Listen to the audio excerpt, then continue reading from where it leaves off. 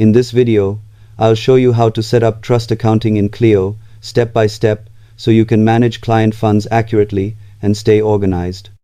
Start by opening your browser and going to the Clio website, then log into your account or sign up if you're new.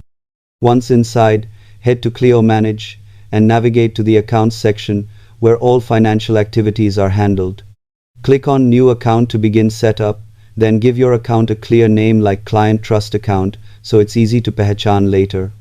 Next, select the correct account type as Trust Account, since choosing the wrong type can create reporting issues.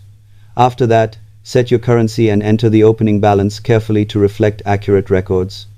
Finally, click Create Bank Account to complete the setup.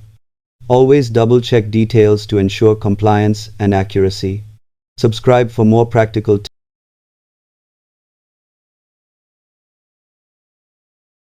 tech tutorials.